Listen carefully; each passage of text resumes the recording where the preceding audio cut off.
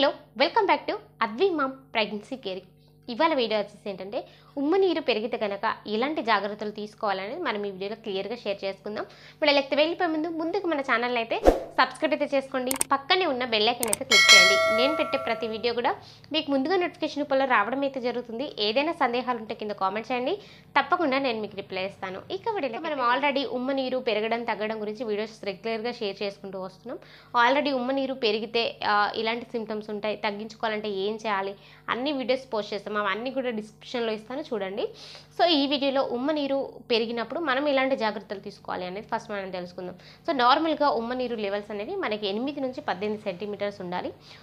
ఒకవేళ 18 నుంచి కొంచెం 24 వరకు మధ్యలో కనుక ఉమ్మ నీరు ఉంటే మనకి అంటే స్కానింగ్ రిపోర్ట్లో AFI అని ఇస్తూ ఉంటారు, అంటే ఆమ్నెటిక్ ఫ్లూయిడ్ ఇండెక్స్. సో అక్కడ మీరు ఉమ్మ నీరు లెవెల్స్ అనేవి చూసుకుంటే సో ఆ లిక్విడ్ అనేది మనకి ఎంత ఉందో చూసుకోవాలి. సో అక్కడ 18 నుంచి 24 మధ్యలో ఉంటే మనకు ఉమ్మ నీరు లెవెల్స్ అనేవి కొంచెం నార్మల్గా పెరిగాయని అర్థం అన్నమాట. సో అప్పుడు ఖచ్చితంగా కొన్ని జాగ్రత్తలు ఫాలో అవ్వాల్సి ఉంటుంది. డాక్టర్ కొన్ని మెడిసిన్స్ ఇస్తూ ఉంటారు, లిక్విడ్స్ కొంచెం ఎక్కువగా తీసుకోకపోవడం బెటర్.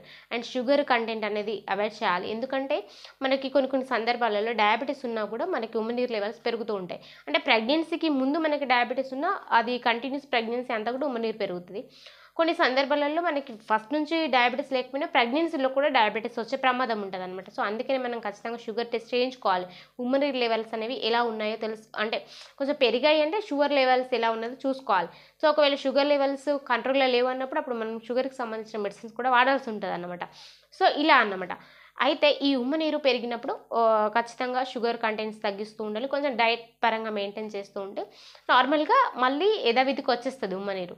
ఒకవేళ 24 సెంటీమీటర్స్ కంటే ఎక్కువగా ఉంటే సో అప్పుడు ఏం చేస్తారు అంటే సో అప్పుడు కూడా డెఫినెట్లీ మనకి షుగర్ టెస్ట్ చేస్తారు. సో షుగర్కి సంబంధించిన అంటే షుగర్ కంట్రోల్ రావడానికి ఇన్సులిన్స్ ఇస్తూ ఉంటారు.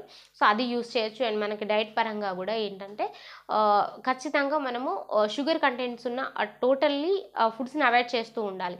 అంటే మనం జ్యూసెస్లో కూడా కొన్ని షుగర్ కంటెంట్స్ ఉంటాయి, బనానాస్ కానీ అట్లా మనం జ్యూసెస్ చేసుకునేటప్పుడు కూడా షుగర్ వేస్తుంటాం. సో అట్లా షుగర్ కంటెంట్ అవాయిడ్ చేయాలి.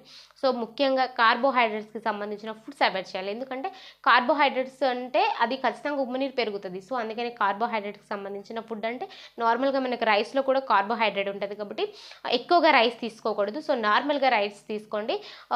నార్మల్గా రొట్టెలు అవి కూడా తీసుకోండి. రొట్టెల్లో కూడా అంటే మన గోధుమ రొట్టెలు కూడా కొద్దిగా షుగర్ ఉంటుంది. గోధుమ రొట్టె కాకుండా ఇంకా వేరే జొన్న రొట్టె అట్లాంటివి తీసుకుంటే బెటర్. రైస్ క్వాంటిటీ చాలా వరకు తగ్గించేయండి. అండ్ షుగర్ కంటెంట్స్ ఉన్న దుంపలలో మనకు షుగర్ కంటెంట్ ఎక్కువగా ఉంటుంది. సో ఇవి కూడా తగ్గించడం బెటర్ అన్నమాట.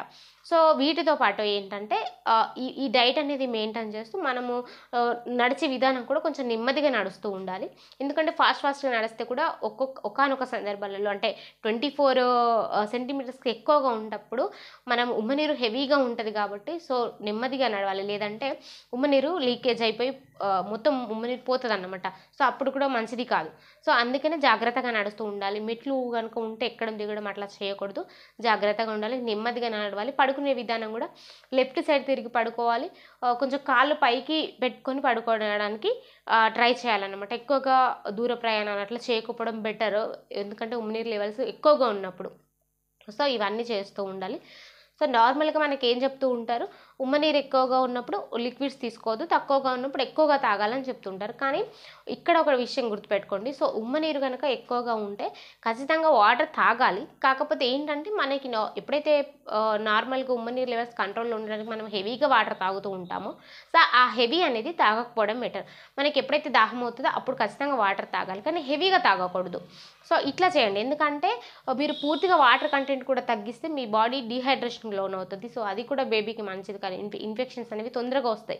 సో అందుకనే అది కావద్దు అంటే నార్మల్గా వాటర్ తాగండి. మీరు రోజులో ఎంత తాగుతారో అంత తాగండి, కానీ అతిగా తీసుకోకండి. అంటే మీకు ఒలిగోహైడ్రామిస్ అంటే ఉమ్మ నీరు తక్కువగా ఉన్నప్పుడు ఎంత క్వాంటిటీలో మనం వాటర్ తీసుకుంటారో అంత తీసుకోవద్దు. కాకపోతే నార్మల్గా వాటర్ తాగుతూ ఉండండి, ఖచ్చితంగా తాగకపోతే డీహైడ్రేషన్ అవుతుంది. ఈ విషయం గుర్తుపెట్టుకోండి. ఖచ్చితంగా చెకప్లు మాత్రం వెంటనే చేయించుకుంటూ ఉండాలి. అంటే డాక్టర్స్ ఎప్పుడైతే రమ్మంటారో అప్పుడు వెళ్ళాలి 100%, ఎందుకంటే మనకి ఉమ్మ నీరు లెవెల్స్ కంట్రోల్కి వచ్చాయా లేదా అని తెలుసుకోవాలి.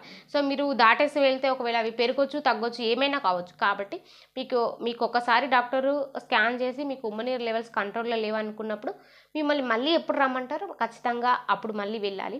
మీకు ఈ మధ్యలో మీకు ఎలాంటి జాగ్రత్తలు చెప్తారో అండ్ ఎలాంటి మెడిసిన్స్ ఇస్తారో అవన్నీ వాడుతూ ఆ జాగ్రత్తలు ఫాలో అవుతూ మళ్ళీ స్కానింగ్కి వెళ్ళినప్పుడు ఉమ్మనీరు లెవెల్స్ అనేవి ఎలా ఉన్నాయో చూసుకోవాల్సి ఉంటుంది ఖచ్చితంగా కూడా. సో నేను మరీ చెప్తున్నా, 18 నుంచి 24 సెంటీమీటర్స్లో ఉమ్మనీరు ఉంటే మీరు ఏం కంగారు పడాల్సిన అవసరం లేదు. అది పెద్ద హెవీ మ్యాటర్ కూడా కాదు. కానీ 24 సెంటీమీటర్స్ కంటే ఎక్కువగా ఉన్నా కూడా అప్పుడు కూడా కొన్ని ఆమ్నియోసెంటసిస్ ద్వారా కూడా ఉమ్మనీరు తీసే ఛాన్సెస్ ఉంటుంది. కొన్ని జాగ్రత్తలు తీసుకోవడం వల్ల కూడా ఉమ్మనీరు తగ్గే ఛాన్సెస్ ఉంటుంది. నేను ఇందాక చెప్పినట్టు చెకప్లు రెగ్యులర్గా లేనప్పుడే మనకు ఉమ్మనీరు ఒకవేళ పెరిగిందో తగ్గిందో తెలియదు. అప్పుడే మనం కొన్ని ఫాలో అవ్వాల్సిన టిప్స్ ఫాలో అవ్వకపోయినా కూడా ఉమ్మనీరు లెవెల్స్ పెరిగి అప్పుడు ఖచ్చితంగా కొన్ని బేబీకి ఎఫెక్ట్ అవుతాయి. అంతేగాని నార్మల్గా మనం తీసుకునే జాగ్రత్తలు తీసుకుంటే ఖచ్చితంగా ఇలాంటి ప్రాబ్లమ్స్ అయితే ఉండవు.